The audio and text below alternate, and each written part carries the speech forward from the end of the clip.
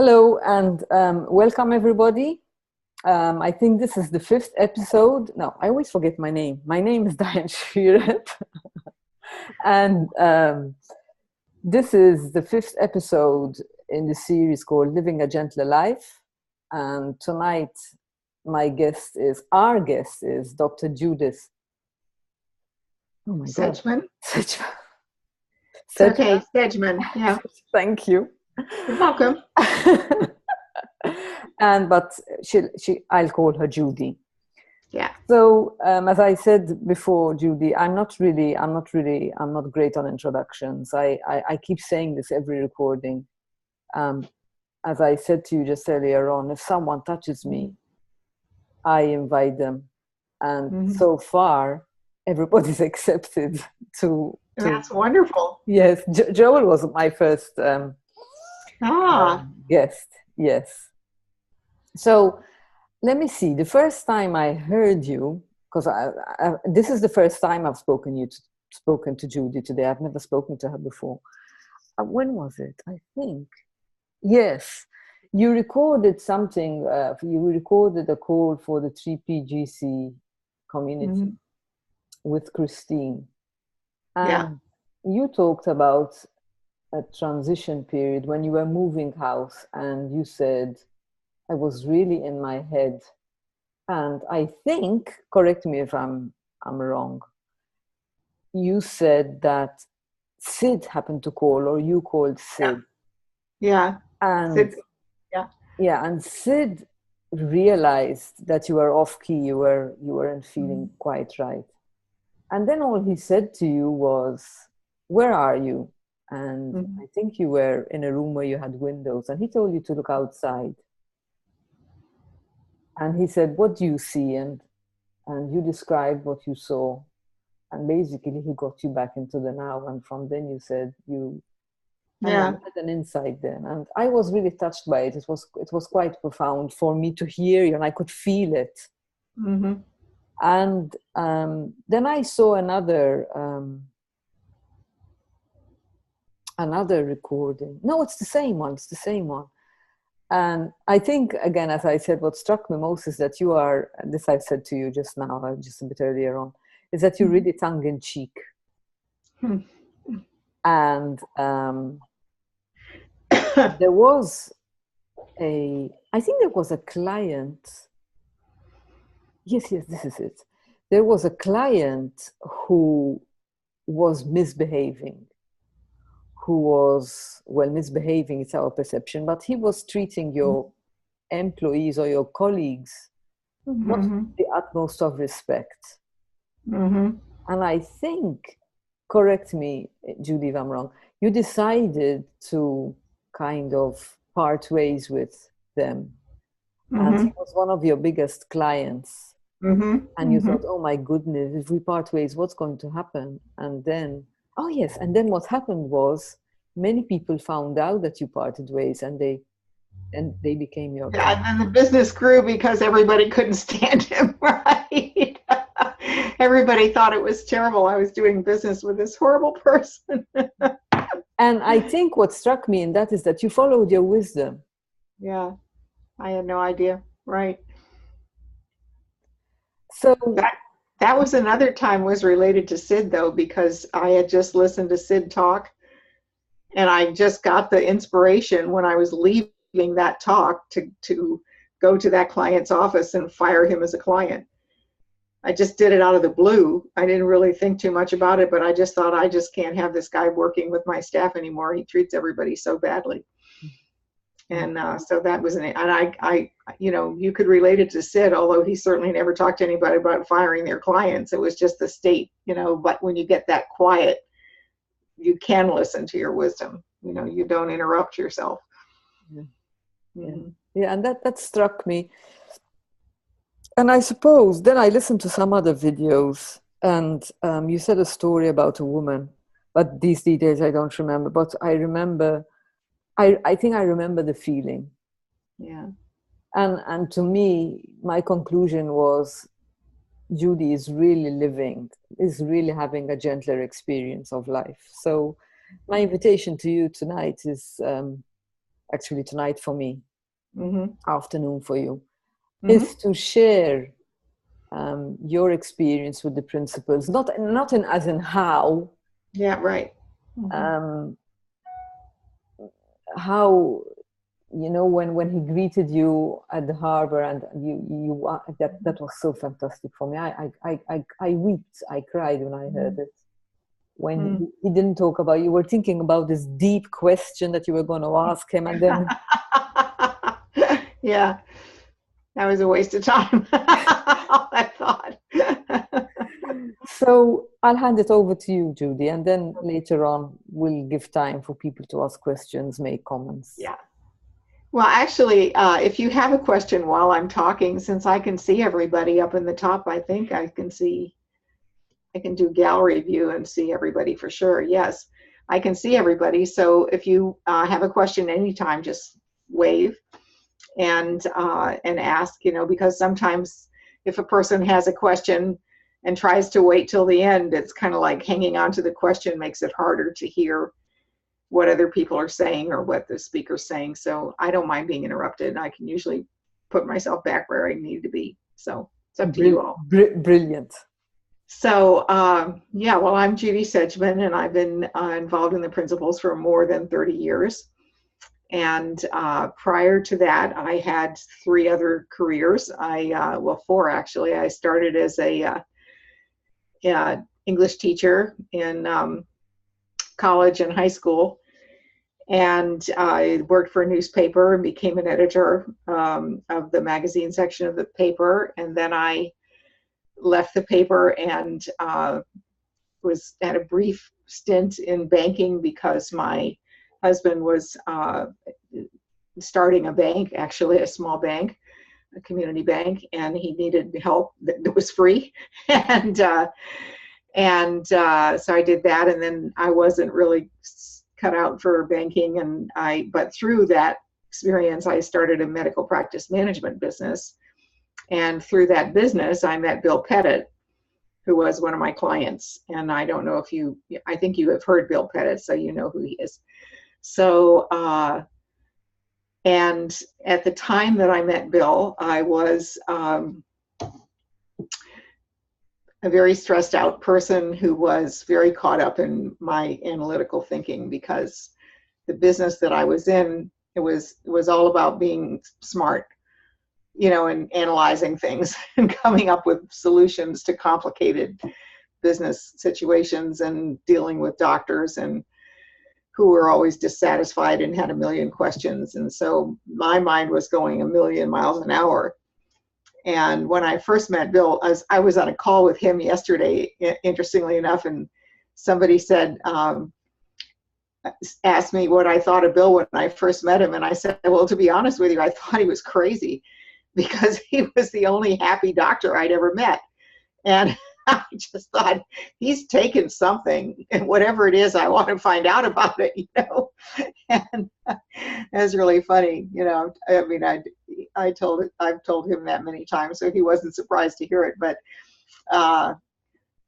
of course he wasn't. I was the person who was crazy, and he was the one who was very wise. So, but he didn't have any money, because he wasn't a very good business person, which he also would be the first to admit. So, you know, he needed the help, but he had a very, very busy practice. And so he had a pregnant wife. She was pregnant with his their fourth child, and he didn't have any cash flow.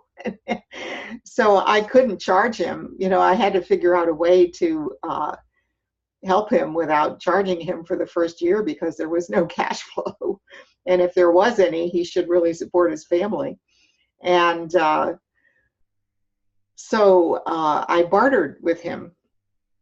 And that's how I got involved in the principles, because what he did was made it possible for me and my staff, at 44 people working for me and my staff, to sit in on groups. And he made videotapes in our office that he needed to make for a hospital. And so my staff was the audience for it. And then, of course, I spent a good deal of time with him, helping him with the practice. And in the process of that, I learned a lot. So that's how I got involved in the principles. And I was very surprised because I had, the only background I had in psychology at that time was having taken Psychology 101 in college, just to fulfill a requirement.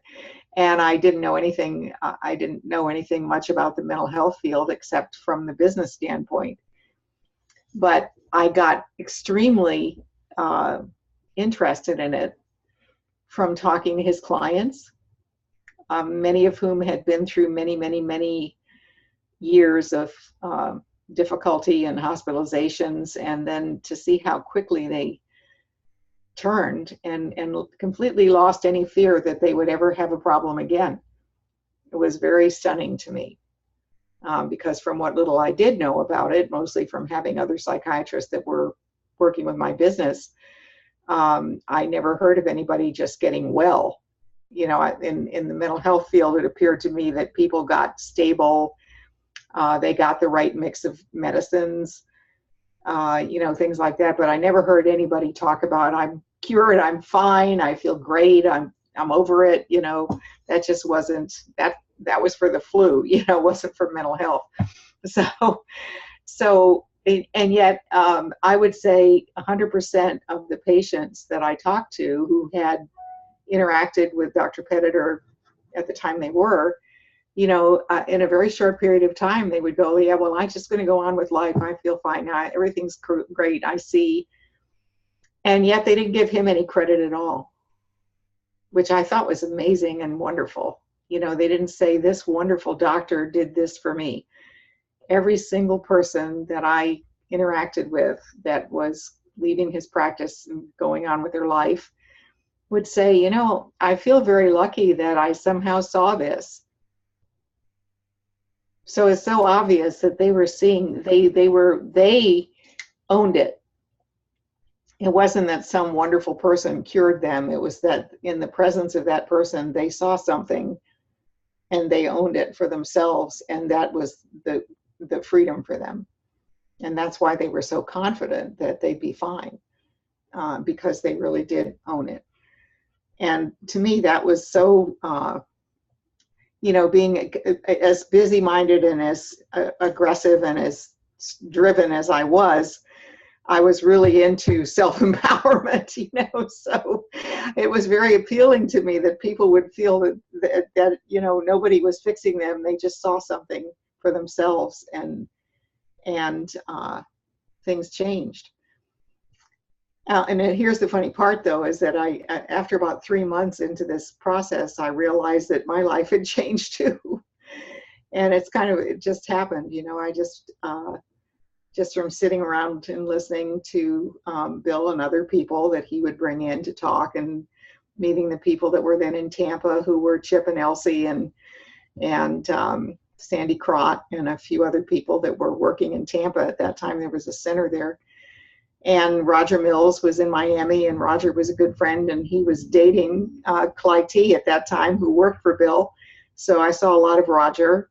And so kind of all of us old timers, were young then, and we all hung out together. So, I just, when I first started, I thought, wow, this could really change business. Because I was a CEO, I was a business person, and I didn't have any idea of myself in the mental health world. And so I started doing talks for the Chamber of Commerce, and talking to my clients about it, and indeed it was really affecting people. But the deeper I got into it, the more I realized I really wanted to. I lost interest in all the other business stuff that I was doing with people. I was really interested in helping people to calm down so they could make their own choices. I got tired of telling people what to do, and then they didn't do it anyway, which is what consultants do. And I thought, this is crazy. I can tell people how to calm down and think clearly, and then they'll know what to do, and they won't need a consultant. And and that makes a lot more sense to me, is to teach people how to be free from dependency on anything but wisdom. And so that's kind of, that was the beginning for me. I kept it, I loved my business. I really calmed down after I got involved in the principles. And the first thing that changed for me is that I saw the innocence in my clients. You know, I realized that they, well, I had a funny insight. I don't know if you've talked much on these calls about insight, but you know, before I saw the principles at work, I would, when somebody would talk about insight, I thought it was a big deal. You know, like people would have these epiphanies and the only certain people had insights, and I never thought of it as a common human experience. You know, I thought of it as some big special thing that happened to special people. And it's just like when Sid, the first time I heard Sid talk about being one thought away, when he said you're only one thought away, and I thought there was like a magic thought. And he would someday, I'd see that one thought that everybody else saw, and I'd have the magic thought. And I never realized could be any old thought. There was no magic thought. And I remember telling Sid that story one time, and he almost died laughing. He was like rolling around on the couch laughing, and that was the funniest thing he'd ever heard, like fairy dust or something. You know, he said, no, it's your thought. But anyway, so, you know, I had a lot of crazy ideas about life and took them very seriously for quite a long time. Yes. Question, Arthur. You have to be unmuted. No, he can unmute. You can unmute yourself. Thank you. I have a question. Living a gentler life. I had this. Currently, I'm a middle leader at a big factory, and I've been transferring into coaching, and I'm calling myself a 3-principle based coach, whatever that means. And I had this amazing feeling here the other day. I was higher than a kite. I actually looked down at the kite. I couldn't even see it. And I had to run somehow. I figured I have to, this energy is so wonderful. I have to do something. So I just ran around the lake. And I never took time, but I know it was a record time. And even I'm in pretty good shape, but not that good. And when I finished it, I was even more energized. And in that moment, I knew that I will not go back to work. I will continue talking to people. I had this conversation with this lady after 3 months. She came to me and said, she smiled and she said, I asked this stupid question. So why are you so happy? And she said, that's it. I don't know. I'm happy for no reason. And I had to run around in the room and yes. So in that moment, 3 days ago, I was in this amazing feeling. And at that moment, I knew what I had to do. But now I'm getting thoughts again because I know what's the right thing to do. But this is the kind of financial part that my security comes from the job. Well, I probably could manage it. I have some clients. I get some payment. And if I stopped 40 hours a week and concentrated on talking to people and serving people, I deep down know I can do it. But there is this fear in me that actually leaving there after 25 years. And before I was all stressed out, same job. I had some chronic diseases, bronchitis, and etc., asthma, everything gone. Not been sick for 3 years. And high blood pressure, that's gone. Yeah, high blood, it's so low now. Even my mom is scared. She messages me all the time. It's so low that I want to make sure you're still alive. Yeah, there is actually nothing. There is actually nothing that can stress me up. Yeah. And I have a radio show locally that I talk. It's called Life is Life, just to serve local people. It's basically to serve my mother because she listens on radio. She doesn't listen to me, but when I hear it on radio, she listens. So any thoughts about in that moment, life was perfect. Yeah. I was higher than a kite. Yeah. And now some of it is gone again.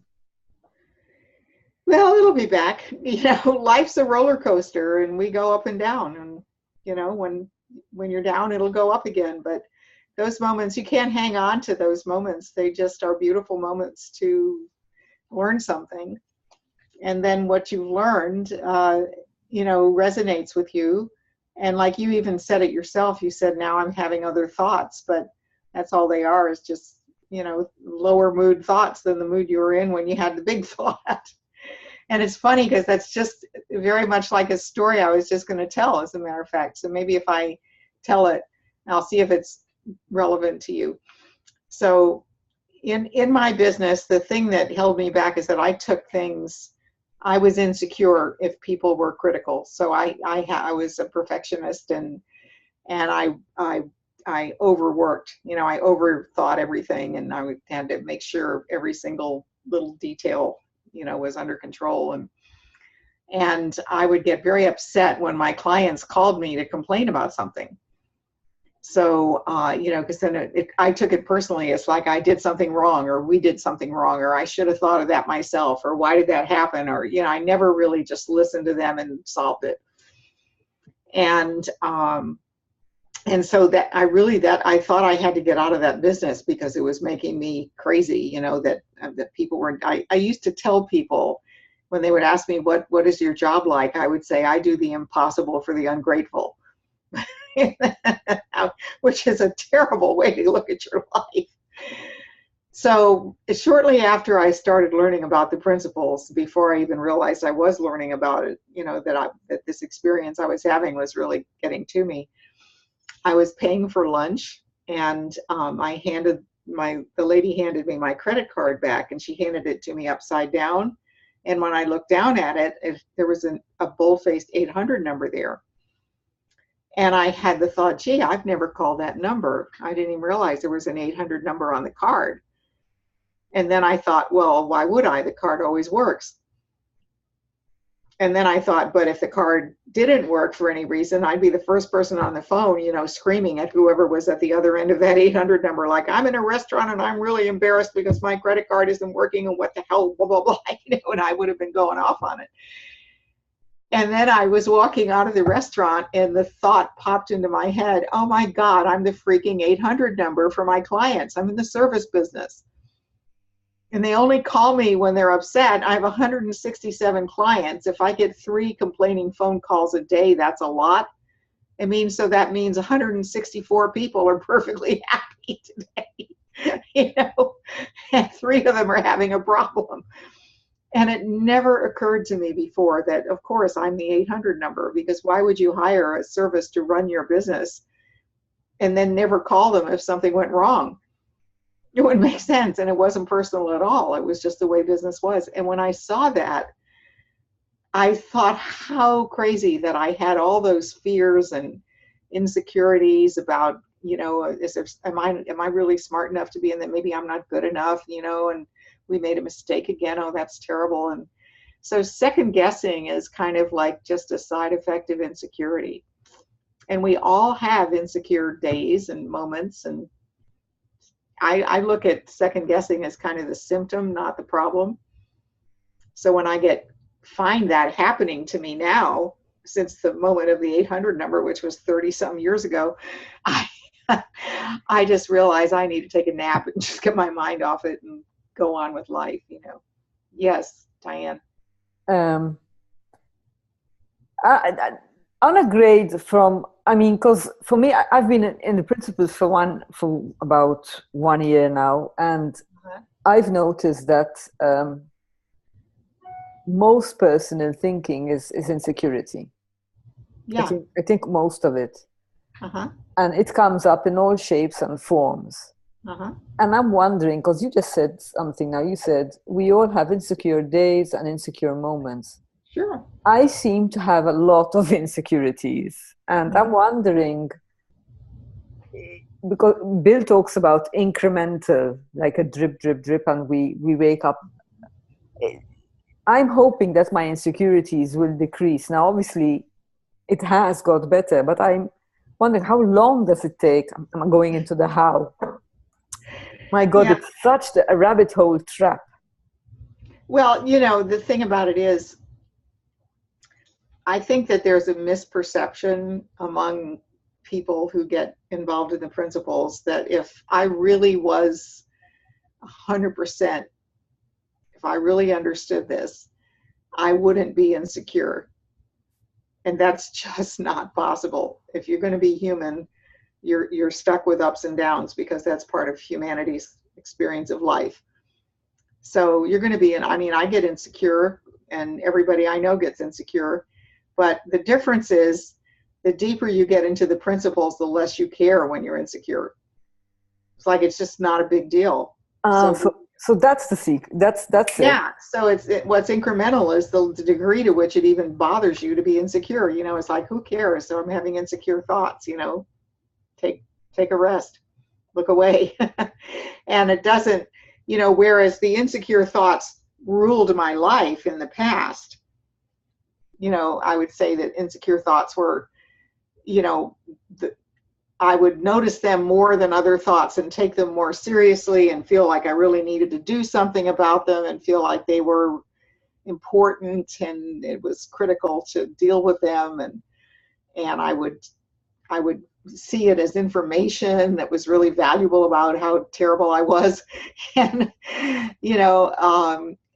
and now when I have insecure thoughts, they just kind of entertain me. They come and go. And when I get insecure, I just don't take them too seriously. And I don't care. I really don't care. And I always tell my students, the most important question that you can learn to ask yourself is, so what? So what if I'm insecure? It's human. I'm a human being. I have those, any thought that comes to mind is going to create a reality. And you can't help the thoughts that come to mind sometimes. Anything can trigger any thought. You don't know. But the question is, what do you do with that thought? How seriously do you take it? When you recognize insecurity, when you recognize that feeling, does it trouble you, or do you just recognize it and realize that's part of life? We get insecure and then we get over it. And it will pass by itself if you don't do anything with it. See, to the degree that you worry about it, you have to keep it alive. Because if you didn't think about it, it would long have been gone. Is that making sense? Perfect. Yeah. Perfect sense. Yeah. Yes, thanks. So that's the that's the key to it, to me, is to not care when you get insecure. It's like it's telling yourself, "Oh, I'll never be angry again." Oh yeah, right. I've never met a single person on the planet who is incapable of feeling anger when something pisses them off. It's just not. It happens. But the question is, do you see it as a personal thing? Oh, I'm angry, I've got to punch him in the nose. Or do you see it as, oh my God, there goes one of those angry thoughts through my mind? Big deal. So that's the difference, is that all those negative thoughts will still happen and ups and downs will still happen, but it's just not important. And that's what you were talking about, like Arthur, you had an inspired idea, which you recognized in the moment as coming from inspiration and wisdom. And of course, if you let your mind go to work on anything, your intellect will come up with reasons why it's probably not that great an idea, because that's the intellect's job, is to question inspiration and go like, no, you should be listening to me. I'm the voice of experience, And, but if you realize that, you just leave it alone, let it go, It's like having a little thunderstorm and it passes. But it doesn't mean anything, because you have to, what I've learned is navigating life by your feeling state saves you from taking negative thinking seriously. Because if you're in a very bad mood or a low mood or disappointed or upset or anxious or worried or nervous or all those negative things, that's your feeling state informing you about the quality of your thinking. And so you don't want to trust your thinking when you feel bad. But when you don't feel bad, when you have those days like you described, which are wonderful, those moments of inspiration, that's when you can trust your thinking, because it's obviously it's coming with a beautiful feeling, which is how you can find inspiration. So, and that's really what happened to me when I just fell in love with my business again, when I realized that I was the 800 number, as little a thing as that is, it was huge. Because when my clients would call me and they'd be all upset, instead of taking it personally and getting defensive and trying to argue with them or tell them all, we can fix it if, blah, blah, blah, I would just listen to them and I would treat the feeling first. And it's when they calm down, usually between the two of us, we'd have an answer before we even got off the phone. Whereas before, I'd be gearing up and getting people involved and going over and checking things. And, usually that wasn't necessary. It's just that they would get upset and then they couldn't see the obvious. So as soon as I realized, and that's really what made me give up my business, is that I realized that if I could spend the rest of my life helping people to get over taking negative states of mind seriously and acting out of them, that the kind of business that I was in would no longer be necessary. It's like it'd be a whole evolution in business if people would see things for themselves and they wouldn't always be calling the expert and saying, what should I do? And being in such a troubled state, they couldn't do it anyway. So that was, I think what you're looking at is, you're kind of jumping into a new realm, of service to people, and it's unknown because you're entering it, but that doesn't mean it's bad or it's not going to work out. And in the long run, and you think about economic insecurity, I guess I have to say that one of the first things that Bill Pettit told me when I made a commitment to this work, he said, well, you're going to be poor and fat and you'll lose a lot of friends. And he said, because we don't care about money and we eat well. And your old friends are going to not share your values anymore. And I laughed, I thought he was being funny, but he wasn't. It was very true. I stopped thinking about, it's not that obviously I've got a roof over my head and I eat and I have a car and, I'm comfortable and I'm all right. But, when I was in business, it was all about having much more than you needed and measuring your wealth as a measure of success. And I don't see it that way anymore. I just see that you need to support yourself and be responsible, but whatever you have at the end, it doesn't make much difference. Somebody else will spend it. So I didn't really, I had a different attitude. Now I'm not saying that, poverty is a good thing or you should take some vow of poverty or anything. It's great, but it's not the primary thing we think about, because success is rewarded in the world. And it's not always a material reward only. It's usually the spiritual reward first and the material reward follows. But when you get insecure, that's what you think about. We all do. It's like, oh my God, what if I can't make enough money? But what's enough? So, yeah. May I ask you another question? Sure, of course. As you mentioned the word insight before. Yeah. And obviously, no, it's not obvious.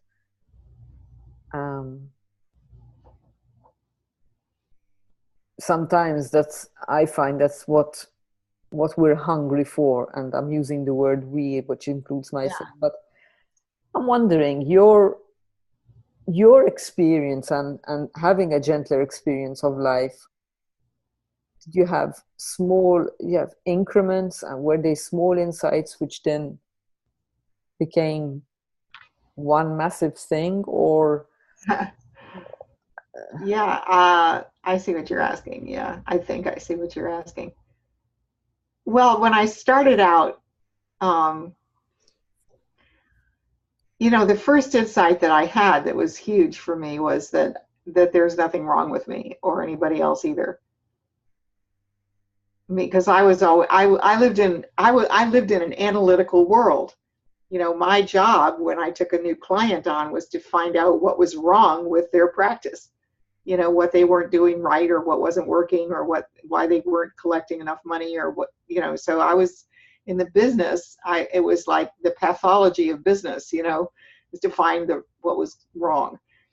And so, of course, in my mind, I would think about what's wrong with me, what's wrong with my house, what's wrong with my marriage, what's wrong with my daughter, what's wrong with everybody, because I was living in the world of figuring out what was wrong and trying to fix it. And as soon as I realized there's nothing really wrong unless you think it's wrong, it changes your thinking. It doesn't mean there's not things that need to be attended to, but it's very different from always looking for the bad, always looking for the negative, always looking for the problem, and not starting from, I'm fine. Like the first thing I realized, I'm fine, my clients are fine, and we both live in a world of ups and downs. And so sometimes my clients forget that they're fine, and they forget that they know more about their practice than I do, and that they'll have an answer if they calm down, just like I forget sometimes. And so I realized that living, Sid talks about this all the time, is you live from the feeling, you live from the feeling, you live from the feeling. And people misinterpret that to mean you always feel good. I think that's the biggest misinterpretation out there, is that, oh, live from the feeling. That means that until you get that beautiful feeling all the time, and you always feel like this wonderful nirvana resident, that you still haven't got it. And what he's really saying is pay attention to the feeling state before you decide that something needs to be attended to. Pay attention to the feeling state. Pay attention to the feeling state and the people that you're talking to. Pay attention to your own feeling state. And if you're in a negative feeling state, allow it to pass before you do any big deal. It's like, when do people make the negative decisions in their life? From anything from breaking up to, killing somebody. People who are in a calm and peaceful state of mind usually are not thinking of those things first. Not to say that there aren't times when it's never appropriate to kill anybody, but there aren't times when it wouldn't be appropriate to leave a relationship or something like that. But there's a difference between leaving it in a good feel and leaving it when you're just mad and angry and frustrated and it's messy and ugly. So, I think listen to the feeling is probably the most misunderstood part of people's involvement in the principles. And it was for all of us. I mean, honestly, we all kind of, I think when Sid was alive, he could see that we were misinterpreting it. And so he would keep pulling us back. But I see that all the time now when I go to speak at Three Principles conferences. I have all these giddy people, because it's usually very euphoric. Everybody gets all happy and high to be together and share things that are exciting and hear more about the principles, and people have this wonderful feeling, and then they get let down when they go home and it doesn't feel that way. Instead of realizing that they produce the feeling at the conference and they can reproduce it anytime they want to, but it's not always going to be there because their thinking is always different. Does that make sense to people? I'm so glad actually that you're saying it, because I think what the three principles helped me most, pointed me most to, is to give myself the permission to be human. Yeah, absolutely. So I allowed myself more and more and more to feel whatever it was I was feeling, knowing that it would then eventually pass. But just have the full-blown experience. And I've realized, even before I came across the principles, I was doing that before, but I thought it was bad to just allow myself. Yeah. And to me, there is so much, there's learning. There's a gift from, when I was put on the streets, that was a gift. It didn't feel like a gift, but it was the best gift anyone's ever given me.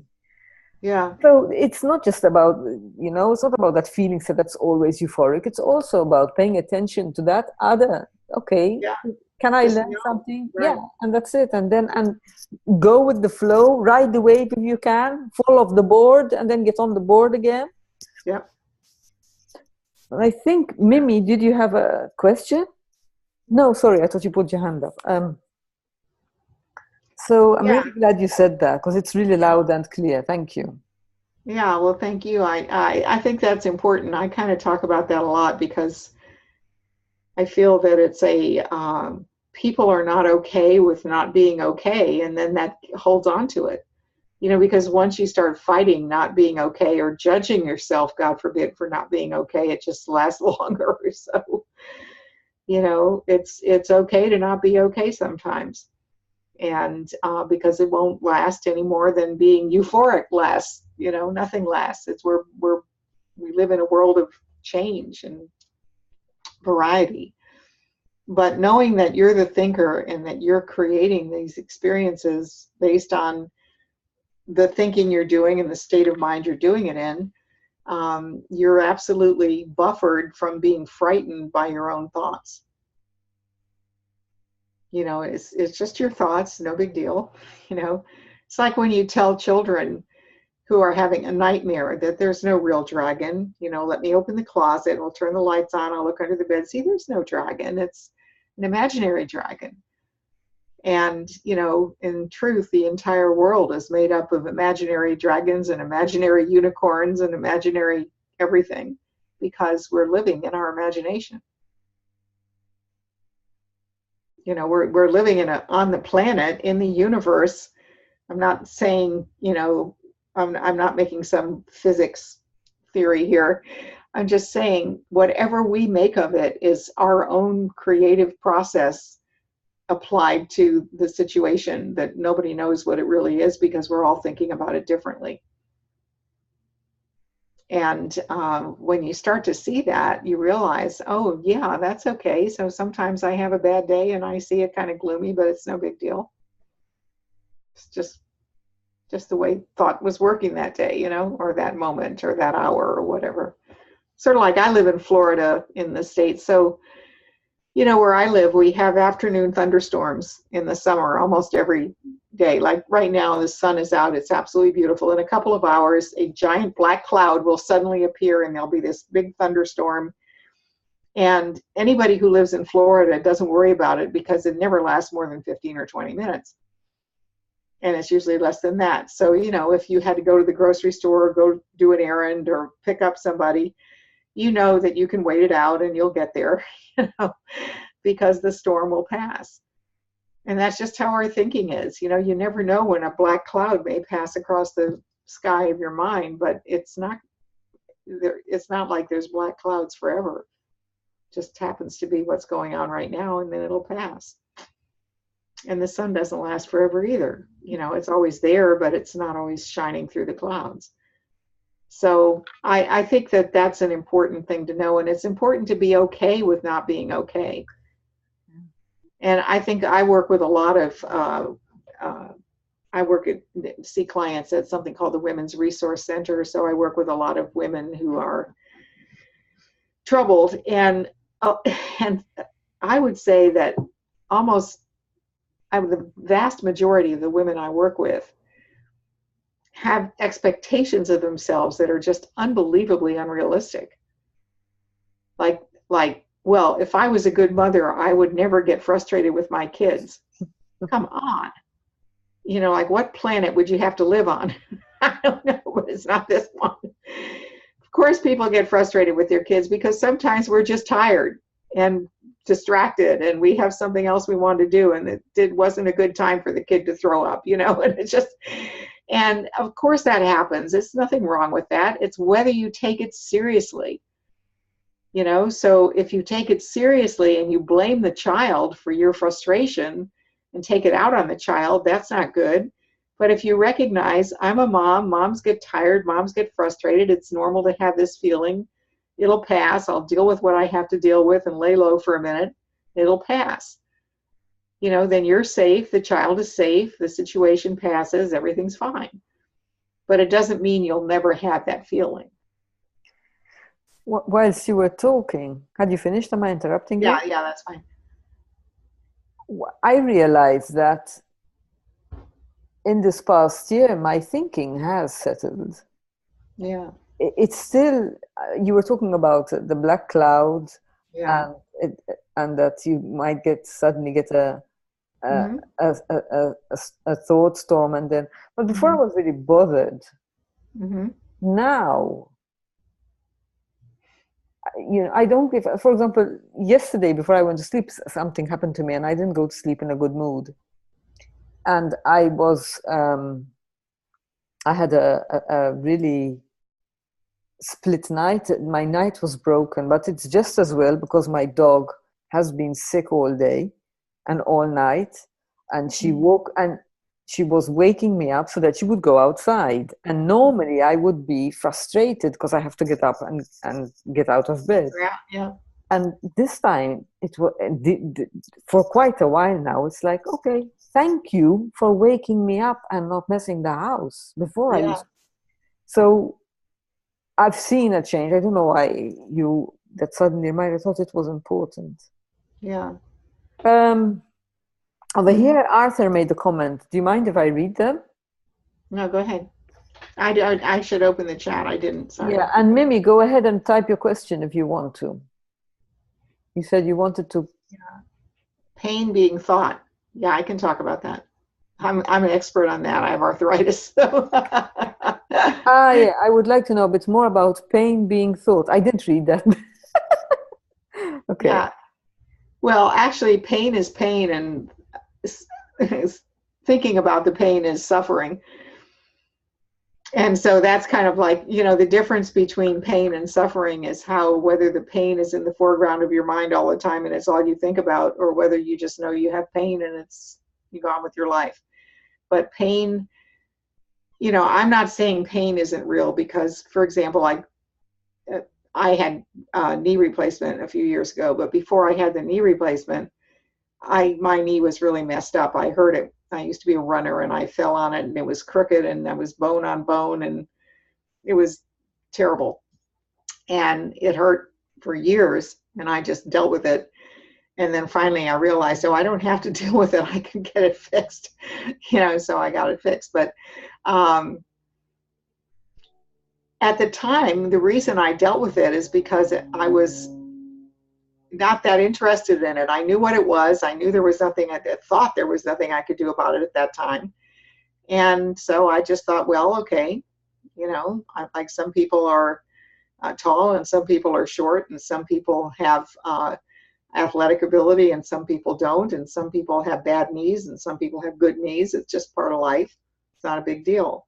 So my thinking about the pain was neutralized by the fact that I accepted it. I didn't fight it, and I tried to go on with my life and think about what I was doing in the present moment and allow the pain to be like bad music on an elevator.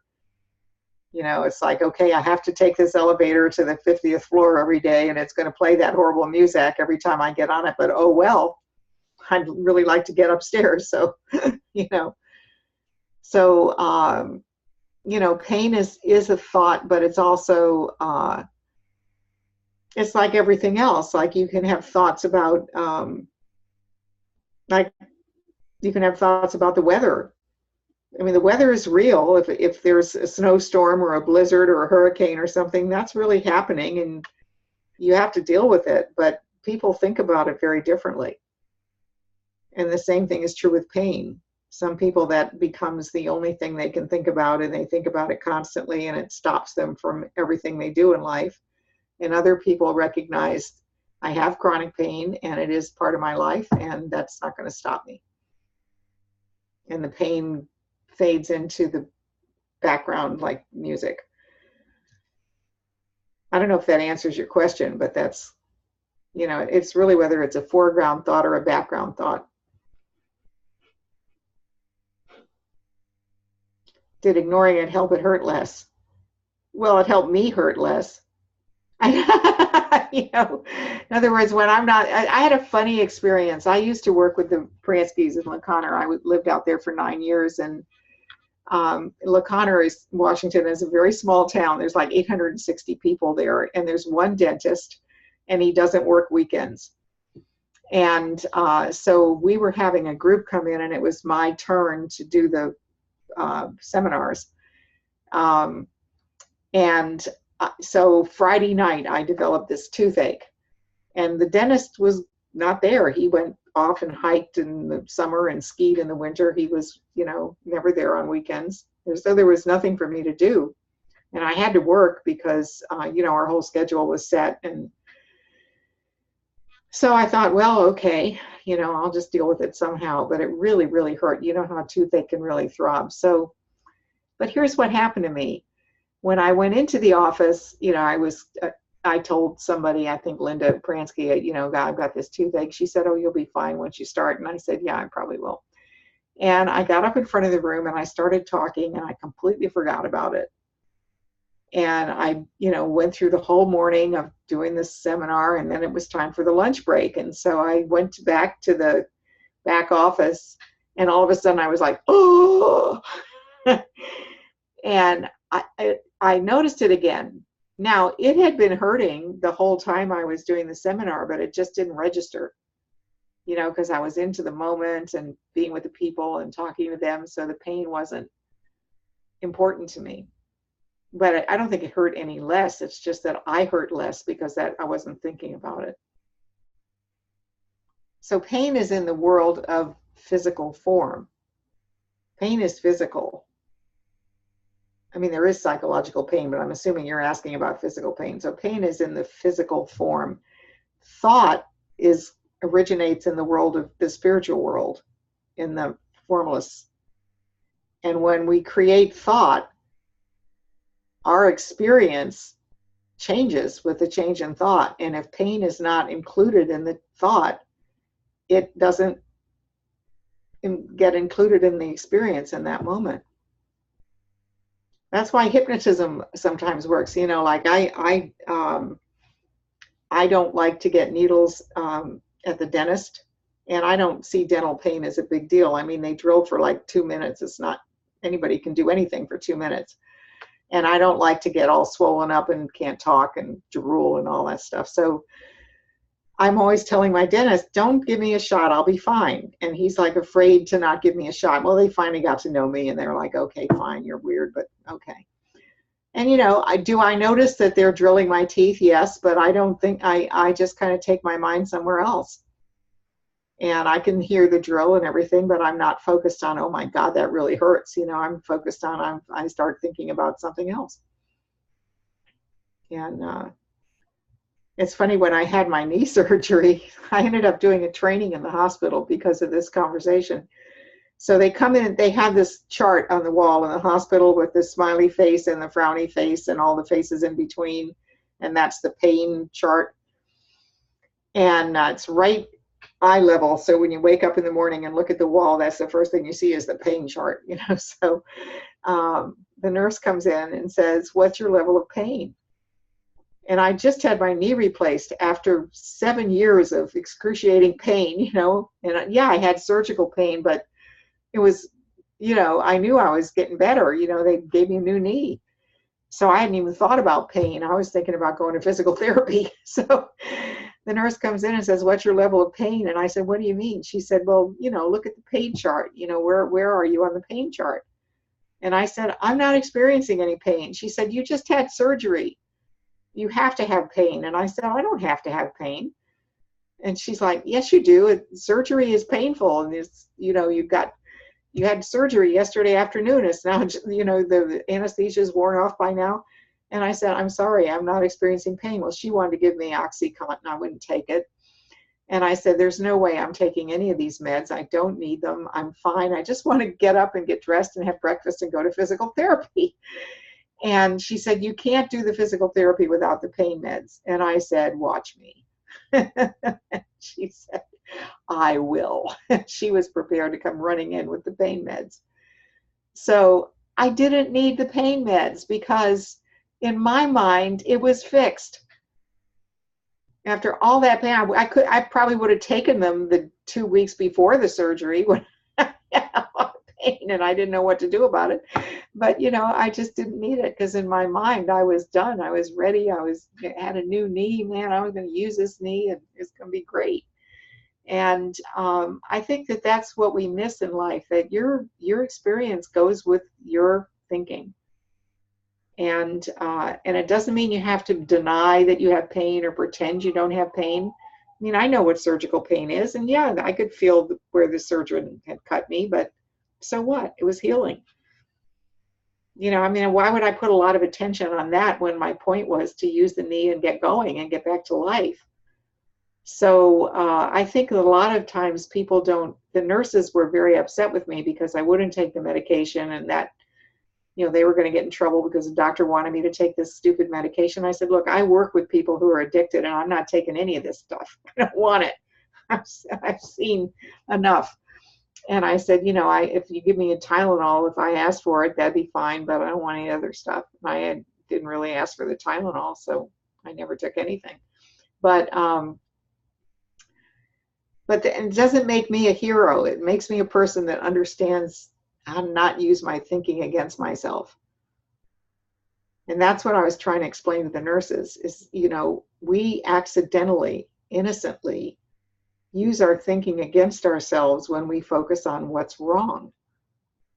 And I said, trust me, I've been through this. I spent the whole first half of my business life asking what's wrong. You know, correcting papers, looking for the mistakes my students made, working on the newspaper, doing investigative stories into crimes that were being committed and things that people were doing wrong, running a business where I had to correct people's mistakes and problems. And I said, you know, I understand completely how that works, but let me tell you, if that's not what you're thinking about, that's not your experience. I think Mimi, you want to go, right? Yeah. Okay. Yeah. Thank you. Thanks for coming. Appreciate it. Yeah. So I'm wondering if anyone else has any questions or comments, or if you have any other stories of your gentler experience of life. But sure. And is there anyone who has questions? Yes, I do. Okay. David, hi Judith. I read your articles back in the 90s. Yeah. I loved them. Thank you. Very, very comforting for me. Yeah. So I'm actually I'm a little bit of a public place. I'm just gonna move outside. It will be a little better. But my question has to do with around pain and addiction. You happen to just mention that you were working with people with addiction, and well, there are two questions. So maybe I'll focus on the addiction first. And what I loved about what you were saying in the beginning was about sort of knowing that we go up and down in consciousness, and that you know, there's a certain comfort that our thoughts, you know, we can just not take our thoughts seriously when we're down, you know, because that's our thinking. And there's something about addiction I realize, and I have my own addiction, experienced my own addiction around food particularly, but where it seems like an exception to me, where my worries about my addictive patterns look like, well, that's not just kind of my low mood getting worried about the addiction. It looks to me like I'm actually harming myself through this process, through, you know, eating refined foods and overeating and so forth. And that's kind of a real serious problem. And for me, it relates to pain in that the addictive eating is in response to physical pain, sort of a distraction or a calming or a numbing or whatever you want to call it. So the whole thing looks, you know, very serious and real. Like, I guess that's the point. It looks like the thinking around it is real. And so, whereas, you know, that just kind of adds to my lower mood. And but yeah, so I'm wondering what you think. Any perspectives on that? Yeah, that's why a lot of people do jigsaw puzzles. You know, it just happens that people pick their thing, you know, and if it happens to be something that might be harmful, it's a little bit more problematic for people. But, you know, you don't need to distract yourself from your thinking. And I think that's the most important thing is, and you're not really feeding anything except your thoughts about needing to feed it. So essentially, when we start to realize that, and I'll say more about this, but when you start to realize that everything is created via thought, including what's wrong with me and what I have to do about it. then you have this sort of, you can get a distance from it to the point where you can either do something else or do nothing, and it's still okay. Now, and I think that one of the ways to realize that this is the truth, as I noticed it first, and I remember my dad telling me this years ago, when I think I was probably in high school when the thing came out about type A personalities and how they were prone to heart attacks and everything.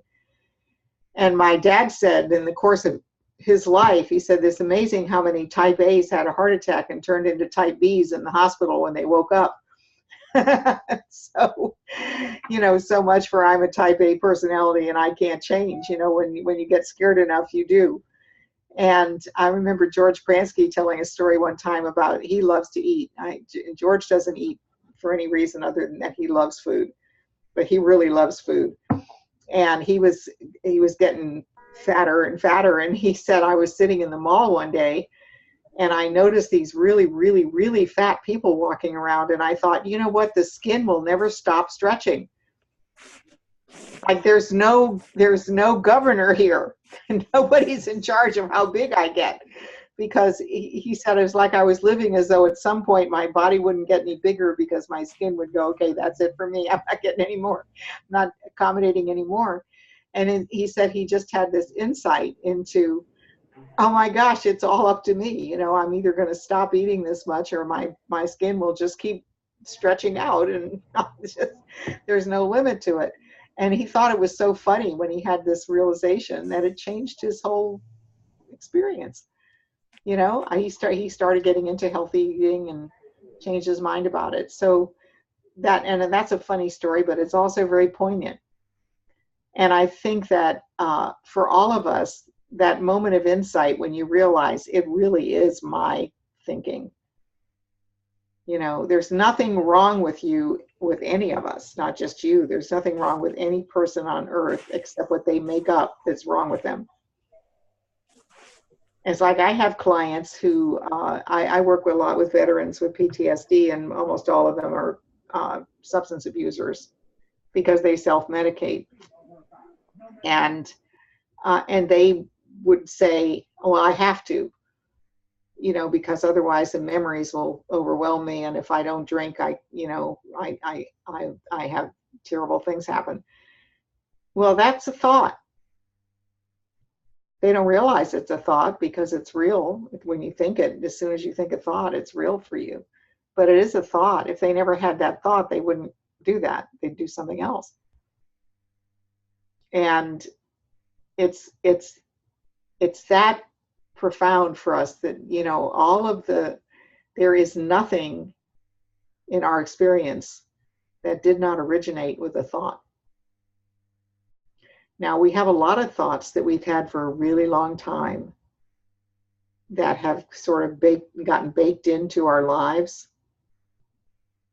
All of us do. I mean, this is not speaking to any one person here. Every single person has thoughts that they wouldn't call thoughts because they've thought them for so long. And some of you may have heard this before. I mean, when I went to college, my first roommate, who was my roommate for the whole 4 years ultimately, but it was driving me crazy our freshman year because she set an alarm clock for everything. And back in the day when I was in college, it wasn't like you had a little digital watch that beeped. You had an alarm clock that ticked and then rang. And she would set it for study. She would set it, like she would get up in the morning when the alarm rang, and then she would set the alarm for how long she had to get dressed before she had to go to breakfast. And then she would set an alarm for when she had to leave for class. And that thing was going off constantly. And it was just like, I can't believe this.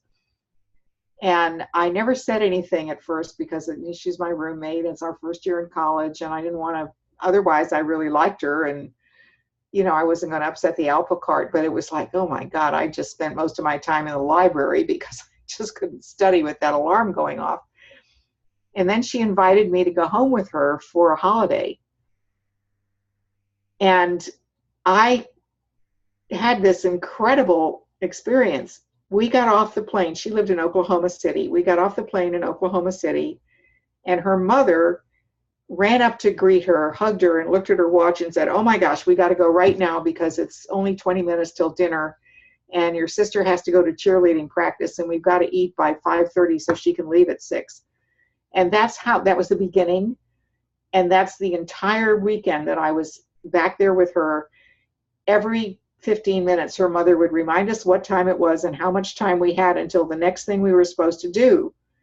And their house was filled with clocks. Now, when I was growing up, we had a clock in the kitchen, and everybody wore a watch, but I mean, that was it. We had a clock in the kitchen, and that was our, if somebody wanted to know what time it was, you went in the kitchen and looked at the clock. And it was not an alarm clock, and we just used alarm clocks to get up in the morning. So I wasn't used to all this obsession with time. But I suddenly realized my poor roommate, she doesn't have her mom telling her what time it is all the time. And she's lived her whole life with somebody always telling her how many minutes she had till the next thing and reminding her. And now she's in college and she's afraid she's going to mess up. So she keeps setting the alarm clock. It's her substitute for her mother, and she doesn't realize it. And I just saw that, and my heart went out to her, and I was so glad I hadn't said anything, because it would have really hurt her feelings because she did not realize that. And so I invited her to come home with me the next time we had a break, and she came home with me. And she was really nervous when she was looking around the house. She said, "You don't have any clocks." I said, "Oh, yeah, there's one on the wall in the kitchen." She went, "That's it?" And I said, "Yeah." She said, "Well, how do you know what time it is?" I said, "Well, we just kind of know. I mean, it's like we have a sense of it." And she said, "Aren't you late all the time?" And I said, "No, not really. It's like you just kind of have a feel for when you're doing things." She could not understand that. And she kept asking, she was driving my dad crazy because she kept asking my dad, "So when were we going to leave again?" And she'd check her watch, when we were going to leave. And he'd say, "It's okay, we have some time." And she'd say, "How much time?" And he'd say, I don't know, 15, 20, 25 minutes, and she'd like, "Well, how many minutes?" And my dad took me aside and he said, "My God, she's obsessed with time." And I told him about my experience visiting her. And he just laughed and he said, "Oh, poor girl, she doesn't know how much she thinks about time." Now, that's long before I understood the principles. But now when I look back on that, that was just one of those baked in thoughts. We all have thoughts that we developed at some point early on in life that we've never stopped believing. And they don't look like thoughts to us. We've totally forgotten that we didn't get born with that thought on our mind. It's a thought we came up with and took seriously. Does that make sense? Yeah, it does to me. I realize when it comes to thoughts, I often can recognize that they are thoughts. A very challenging part in the kind of addictive cycle is around physical pain. As you mentioned, from your point of view, physical pain is actually not a thought. It has to do with the world of form. Right. And so for me, the physical pain is can be very, extremely intense on a daily basis, and to the point where I can't, very difficult for me to function, to take care of things, to get work done, etc. And so somehow my physiology, I have it, something's going on where I can get some relief and some productivity if I eat some, processed foods, like a lot of chocolate with white sugar and so forth, which is imbalancing, but for the moment, it kind of released my system enough so I can get work done. Mm-hmm. And so it looks like the pain is not thought, and it's very intense, of course, very painful, but also I really want to function. Like I really want to be able to take care of my life. So that's kind of where, yes, I can see some of it's thought, but other parts of it, the pain itself appears not to be thought. And so it looks like something solid I gotta deal with. Well, the pain isn't thought, but your thought about the pain is thought. Sure. Yeah, right. And so that's the tricky part, David. And I wouldn't overthink it either, but the tricky part is to kind of loosen up on yourself a little bit and realize that, I've developed a strategy about this pain. And that strategy involves what I should eat to relieve the pain. And because I think it's going to relieve the pain, it does. Mm-hmm. And I don't know, unless you've talked to a nutritionist who said, yes, absolutely, you must eat that stuff. No. But no. So Definitely not. yeah. So that's just, it's like anything else. It's like, I remember when I was young, when I was in college, I smoked. Everybody smoked back then, because it was before we knew that you shouldn't, and that it was bad for you, as a social habit. But it's also addictive, but nobody thought about that because everybody smoked. It was a social habit. And then I, went to work for a newspaper, and when I was young, and everybody smoked in the newsroom. It was part of the mystique. You'd have a cigarette and a notepad and and so and then I was married and I got pregnant. And as soon as I got pregnant, one of the reasons I realized I was pregnant is that I couldn't smoke. I realized my body would not allow me to smoke. Every time I even got near cigarette smoke, I would start feeling sick. And I thought, wow, what's going on with me? So then I went to the doctor and found out I was pregnant. So for the whole 9 months that I was pregnant, I couldn't smoke. And I would tell my friends, I can't wait till I have this baby and I'm going to smoke again and blah, blah, blah, blah, blah. And because to me, smoking was, by that time, the Surgeon General's report had come out, but I ignored it. And smoking was just something that everybody did, and I did it too, and I really liked it, and it was fun. And so after I had my baby, I was home, and friends were visiting, and this friend of mine came with a carton of cigarettes. And I remember sitting in my family room, and the baby was in her little bassinet. It was all this pretty little bassinet, and it was sitting there on the floor next to my chair. And my friend handed me this carton of cigarettes, and I opened it up, and I grabbed a pack of cigarettes, and I opened the pack, and I pulled out a cigarette. And just at that moment, the baby made this cute little baby sound. You know how they make these little cooey sounds? And I looked down at that baby, and I had this blinding thought. It was huge. This baby can't control the air she breathes. I just saw that. And I put the cigarette back in the pack, and I put the back in the carton, and I handed the carton to my friend, and I said, I'm never going to smoke again. And she said, what? And I said, I can't do that. I can't. I'm responsible for this child's air, and I can't smoke. That would be wrong. And she thought I was crazy and it would pass. She said, I'll leave him here, and I'm sure. I said, no, I'm serious. You can take him. I'm never going to smoke again. I never have. My baby's 45 now, so I made it 45 years without smoking. I don't think I'm going to start now. So now that I would have told you an hour before that happened that I was so excited that my friend was coming who I knew was going to bring me cigarettes because I couldn't wait to smoke again. I would have told you that. I would have told you I have to. I'm just one of those people. I'm nervous. I need to smoke. It's part of my life. But as soon as I had that insight, I lost interest in it entirely. And that's really what happens when, incidentally to us throughout our lives, once you start realizing the principles, you can look for that. It's still incidental when it happens, but you can look for those moments of truth when you really see deeper than what you had seen, and you realize there are no exceptions to thought. There are no exceptions to thought. When you get a new thought, your life changes. But it has to be your thought. Nobody can tell you. Like, it doesn't matter if somebody says you shouldn't do that, that's bad for you. God knows people have told me that about a lot of things that I still did. But, when you have the realization, no, this is really, I mean it. It's an insight. Anything can change. And so what I would focus on if I really wanted to get over something that I didn't want to do anymore, but I thought it was kind of baked into the cake, is just accept the fact that it's a thought, it's an unrecognized thought.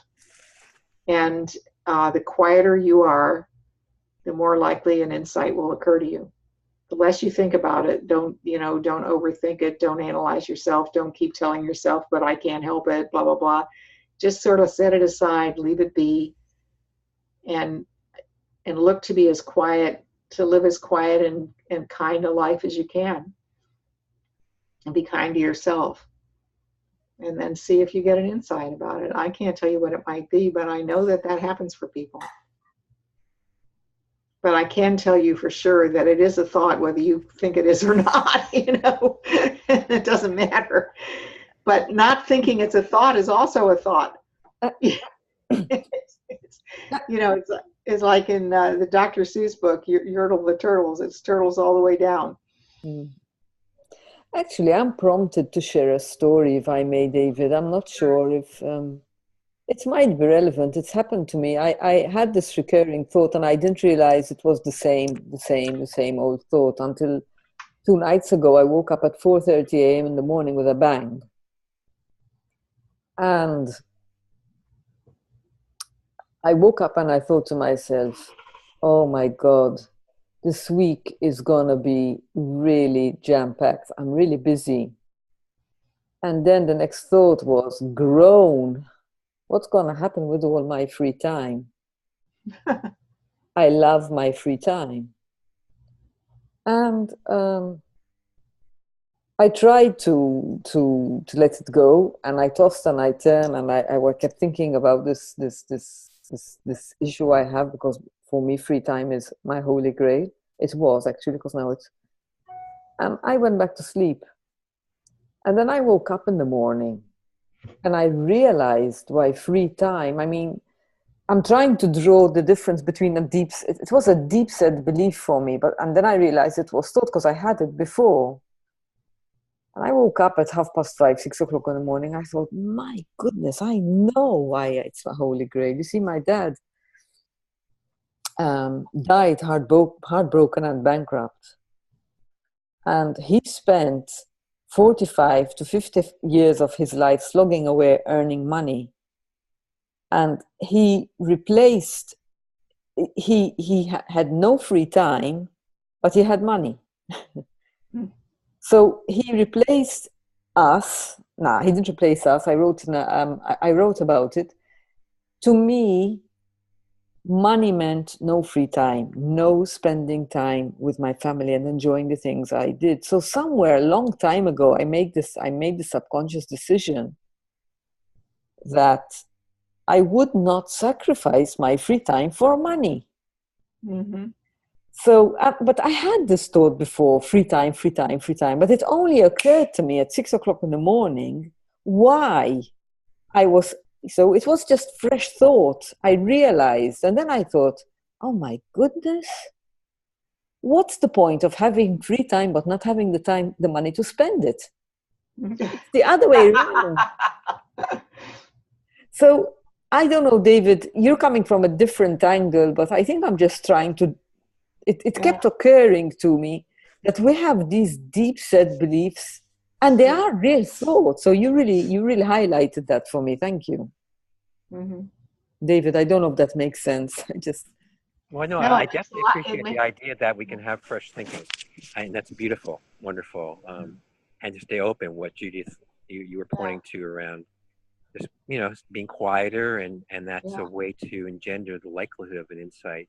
I guess for me, the question that occurs is how do I handle the behavior in the meantime, which comes up frequently and creates many intense negative physical health consequences as it's happening? I can't answer that question, because it's a question that only you can answer when you have an insight. But here's what I would say. Right, and I don't want to, I could give you advice, but it wouldn't mean anything, because it would work for me, but it wouldn't work for you. But what I can say is, there's nothing wrong with you. You're not broken. You're just a person that has an unrecognized pattern of thought that is very compelling, which we all have. In your case, it's also hurtful. Sometimes we just have innocent patterns of thought. It's like people who tap their pencil. They don't even know they're doing it. Well, it's not hurting anybody. Who cares? And you have a lot of knowledge about that thought. you have a lot of knowledge that you'd rather not be doing it, that you feel like it's hurting you, and that, you know, there must be an answer. And that's the precursor to an insight, is looking for it, is knowing that you're questioning. At least you've come to the realization that this could change, and you might even like it for it to change. So to me, that's like the crack, you know, the little crack of light in the door frame, and you suddenly realize, you know, this really could change. So my feeling is to be very, very gentle with yourself and very good to yourself, and just don't judge yourself. Because what I hear behind all this is that you get mad at yourself, or you judge yourself, or you think there's something wrong, and there isn't. It's just I get afraid. That's what's behind it. I get afraid that I'm destroying myself. Yeah, well, and that's a reasonable fear, but it's, you know, it's honestly, it's almost to me like you're right on the cusp of change. But what gets in the way of change is insecurity, fear, overthinking it, judging yourself, you know, going, oh God, there I go again. You know, it's almost like, the other thing is to realize that cravings are thoughts. You know, a lot of the people that I work with that are drinkers, and you know, a lot of them work in situations where other people drink, and where they stay in hotels, and every hotel is designed so to get to the elevators, you have to walk past the bar. And, you know, and I always tell people, look, if you don't want to drink, the idea that you might drink is just a thought that passes through your mind while you're walking past the bar, you know, so just keep walking. It's like when you pass the bar and get to the elevator, you'll be thinking about going upstairs. You know, it's just, and that's part of it, is to understand that thoughts can cross your mind. That doesn't mean you have to act on them. You can if you want to. And sometimes when they're really compelling, you feel like you must. But if you don't act on them, sometimes they pass with no consequence. And this is something that, you know, I'm just suggesting that, to me, you're caring about your own moment-to-moment happiness, and just being at peace with yourself, and accepting yourself, and loving yourself, and knowing that you're fine, everybody's fine, you're not broken. But we all have habitual thoughts, and they can pass. Just being open to that will help you. Now, I can't say when or how, but I know that works. I mean, I know that over time, you know, and usually at a time when you most need it, you'll get the insight that you need. You know, and meanwhile, just be good to yourself. That's the best I can say. And I think part of having a gentler life is forgiveness, and knowing that, you know, we all have these ideas in our heads that get in our way sometimes, but sooner or later we'll get past them. And it's sooner when we're quiet, when we're at peace, when we're not unforgiving of ourselves, when we're not thinking there's something wrong with us.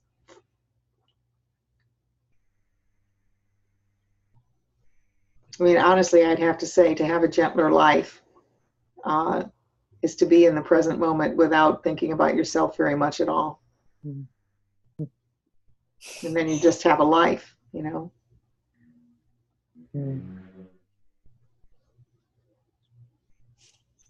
Thank you. And I you know, I feel the essence of what you're pointing to. Yeah. It is hopeful. It is hopeful and gentle. Yeah. Yeah. I see the possibility. Yeah. Just take it easy on yourself. That's all I can say. Yeah. That's good for all of us. You know, I have to remind myself sometimes, you know, it's okay. You're fine. You know. And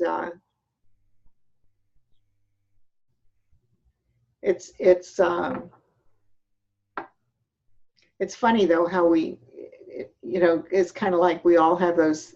I'm sure we all go to our grave with unrecognized thoughts, even if we don't understand thought very deeply. You know, we all have things that, no, that's not a thought. That's the way it is. You know, but they are thoughts. So, anybody else? Thank you, David. That was really a wonderful question. Thank you for sharing that too. Yeah, because I'm sure it helps a lot of people. Very honest. And actually, Linda also talked about her addiction to Haagen-Dazs yesterday in the conversation with Rohini Ross.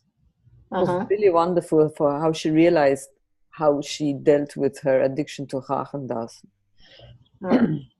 But I don't want to. To me now, it feels like I'm veering away from the nice feeling from the. But thank you for the question, David. Yeah. That's my pleasure. So, any other questions or comments? Actually, I do have one, because I noticed, and this has to do with, for me it was between two. Shall we end it here? Because I realized it was a wonderful moment. And at the same time, as a coach myself, I was questioning myself as you were speaking, and I told my little story, and I felt that there was some overlapping in how far is trusting. I mean, Elsie said something in another conversation with Rohini Ross, and she said, I give a lot of room to my own inner wisdom these days. And I love that. I think there's a lot of strength and power in that statement. And as David was talking, I had that story in my mind, and somehow it was overlapping. In how far is it appropriate or inappropriate to tell a story even though it might not make sense? Because it really was coming up for me, and that's as a coach, finding my way. It's got nothing. It's also having a gentler experience of being a coach, actually. Yeah. That helps. It helps your clients when you're not too invested and they're getting better. Yeah. And I think I shared my story, not for him to get better, but because I suddenly, because I know I can't do anything we can't plant thoughts. I suddenly was thinking, in how far must I, because I'm a storyteller. You understanding my question? Am I making myself clear? Yeah. Well, my rule of thumb is if something keeps coming to mind for me, and it feels, I don't feel pressure about it, just keeps popping up, I assume that's my wisdom speaking, and I should probably share it. And if I find myself not listening to the person, and I'm so anxious to tell what I want to tell and say what I want to say, that I get lost in it, then I kind of slow down and get quiet and see if it comes back in a nicer feeling. So I think it's all in the feeling it comes with, whether it's wisdom or whether it's, I thought of this, it's a really good story, I should tell it, And I didn't get that feeling from you when you were telling it. I got the feeling it seemed like it would be helpful, and you shared it, which is nice. Actually, what happened to me right now was, I think it's all relevant. So I had that insight just now. So thanks. You're welcome.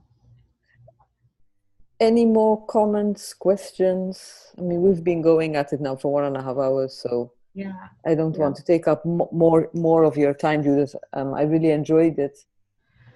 Yeah, well, it's been very nice talking to all of you, but I feel like there's only so much talking that people can handle. So it's been a pleasure, though. I've really enjoyed it. It's thank you very much for getting in touch with me, and it was very nice to meet everybody and see old friends too. And now I know you, Diane, and you know me. and I'm pretty sure I will meet you physically one day. I hope so, anyway. I hope so too. Yes. So guys, I'm going to unmute you all, and we can all, we can all say our goodbyes. And thank you very much for joining us. Thank you very much, Judith, for your time. I really, really appreciate it. It's been wonderful. Thank you. Thank you guys very much. Thank you, Judy. Thank you, Diane. Thank you, everyone. Very beautiful. You're welcome. Have a wonderful evening, everybody. Take care. Okay. Bye. Bye. Bye, Judith. Bye, Judy. Bye. Thank you, Diane. You're welcome. Thank you for joining. Speak to you soon. Bye. Bye, Anne. Bye, Arthur.